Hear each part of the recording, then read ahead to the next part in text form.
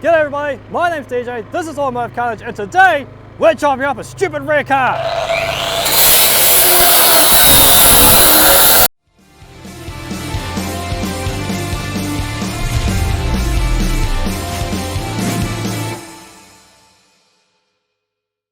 Hold up, before we get too carried away there, let's just stop and remind ourselves what it is we're actually doing. Behind me here is my 1969 VF Valiant Pacer that we found in the creek, hence why it's called the Creek Bed Pacer. Now, I have taken the time to pressure wash this both inside and out, and we can really see now how good, how bad the body is that we're actually working with. And first and foremost is that floor. It is definitely by far the worst bit of rust, followed by the rear quarters and a little bit of sill rust. So structurally, it's actually in pretty good condition. So the next step is to completely strip this car down to a complete shell and start rebuilding it from the ground up. So I really want to start with that floor, and then we'll move on to getting it rolling into a chassis state, and then hopefully getting off to a panel beater so they can finish off some of the smaller details. So now with that out of the way, let's get back out bush to where we found another VF Pacer that has been sitting on its roof for quite a long time, meaning that the floor has been sitting up in the air, getting sunbaked, and it's actually in really good condition. So let's go check that out now. And this is what we've come here to see. This is another 1969 VF Valiant Pacer. I can't remember what number it is because that's upside down on the guard over there, but we'll check that out later. I came out here expecting to just start hacking into this with my big 9-inch grinder, but looking over it, there's actually quite a few parts and rust cuts on here that we could use. Let me show you what I'm talking about. Now, firstly, some of you guys may recognize this vehicle as we have rated it for parts before. We have taken the diff, the K-frame and the engine, and we've used that to go towards our Dodge 106C build. So this vehicle is nothing new to this channel.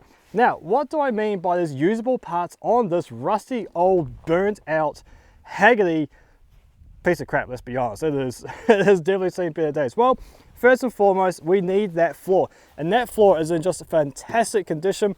The only rust part I can see is around this drain plug here, which can be easily patched up, but the rest of it right through the tunnel there still has the floor shifter hump on it. It is all in really good condition. Now, the next part I noticed was the sills. This is obviously the driver's side sill, and this right in here is where we have rust in our 69 Pacer. So we can take cuts out of here, then use it again. So we don't want to just hack through here. Now, what was the other thing I noticed on this vehicle?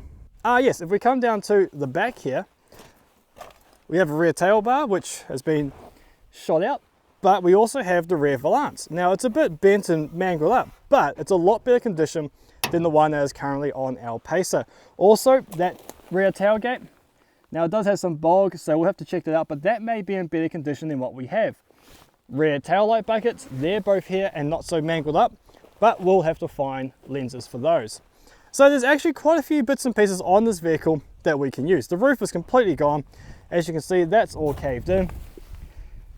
Not much left worth saving there. So what we might do, we'll leave this for now and we'll come back with the car's trailer and we'll just drag the whole wreck home.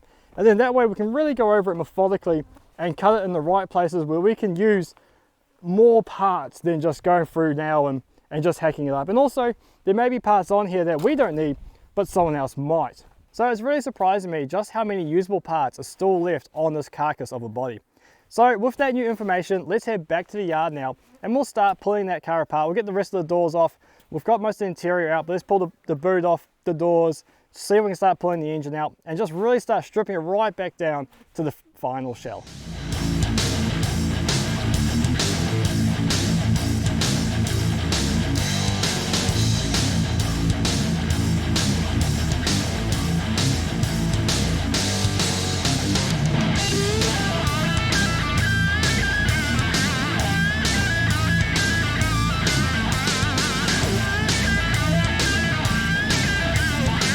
Well, there we have it, guys. That is the Pacer stripped down, looking bare and naked, just about where we wanted. We've still obviously got the whole driveline to pull out and a few pieces on the rear there, the bumper and the tail light surrounds, but I don't have the tools here to take those out. And also the trims, we need to take those off. Now, no real nasties or hidden surprises have been found, which is great.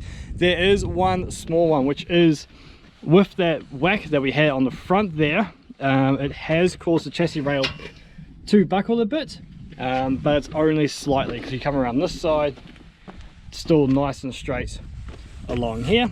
So a little bit of puller power, a little bit of pulling and pushing, and we should be able to get that straight and back into a nice structurally strong position. So that will do it for me today. We'll come back tomorrow and we'll start attacking the drive line and the rest of that interior and see if we can get that all stripped out. For now, I'm going home for dinner and go hang out with the kids. G'day everybody, well it has been a minute, and by a minute I mean about a month or so. Yeah, unfortunately life took a bit of priority there, but anyway, some work has been done on the Pacer off camera, so let's go around it now and catch you up with everything that's been done to this beast. And by done, I mean what's been taken out. So on this side we have taken our stub axle, our disc brake assembly and everything off. We've just got to pull out the rest of the drive line, so all that's left now is the motor, trans, the K-frame with all the suspension components. They will all come off, and we are going to leave the dash and the steering column in there just for ease of maneuverability when we finally get this thing back on its wheels. The inside, the roof's all been pulled out, the rest of the interior, all the moldings around the door frames, they're all gone, just so we can see a bit of line as to how we're going to fix all of this. And it's really cool. It's going to be a lot simpler to replace this floor pan than I initially thought, so rather excited about that. And then one of the other major things that's happened is we've pulled out the rear diff and all the suspension. There it is, sitting on the ground there. So yes, work has progressed ever so slightly on this vehicle, and today I can finally get some enthusiasm to jump back in this car. It's a bit of a daunting project, so I have been a little bit disheartened, but how do you fix those sort of problems? Well, you go shopping, of course. Let me show you some of the absolutely awesome stuff that we managed to find on good old Facebook Marketplace. So yes, there's nothing quite like a bit of retail therapy to get you back in the spirit of fixing up your project car. Now this lot that I'm about to show you all came from one bloke, absolute legend of a guy, and gave us a really good deal on everything I'm about to show you now. So to start with, we have a couple of front guards. What's great about these is that their noses have not been smashed in like our red ones, but the lower quarters down there are a bit rusted out, so we're going to have to blend a little bit of that one with a little bit of the original red ones and make two good guards out of the four. And then the other major component we got here is a bonnet, which we were missing off our Pacer. That's in really good condition, just needs a good tidy up. We also have another front volant here, which as you can see compared to the original, that one's all smashed up, so this one is good to go. Again, just needs a bit of a tidy up. We got a spare rear bumper there. I think our rear bumper is better, but it is always good to have a spare one lying around. We also got the rear tire well, which again we won't need, but it's good to have one around as well. That's the fuel tank that we pulled out of the Pacer, and over here we have lots of cool little knick-knacky bits. So we have a proper VF grille, which is just a standard one, so will need to be painted if we want to go for that traditional Pacer red stripe on there. We've got a couple of VG grills, we have good rear tail lights, we've got just bags full of all sorts of random little knickknacks, which I didn't even know was included in the sale. I was just looking at the doors with the glass, the bonnet, the guards, and all that huge stuff.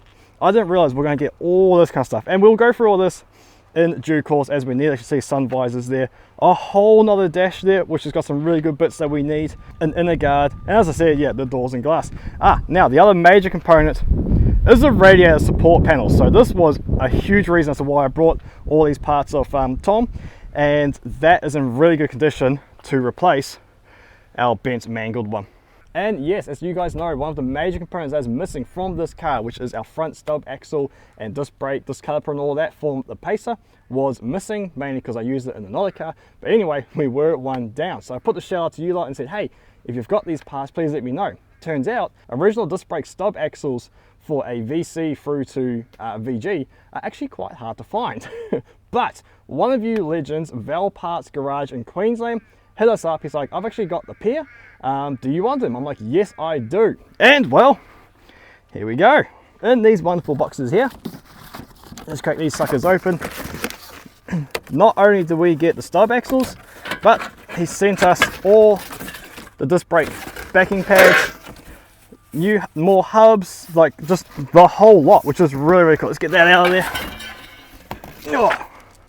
And the heavy suckers, and there you go. So oh, look at that, even more dust pads. I didn't notice that before. That's cool. So yeah, there's our stub axle that we need, and then we've got matching one in there as well. So it's a huge thank you to Val Parts Garage in Queensland. I guess yeah, if you need some second-hand parts, hit them up and see if he's got what you need.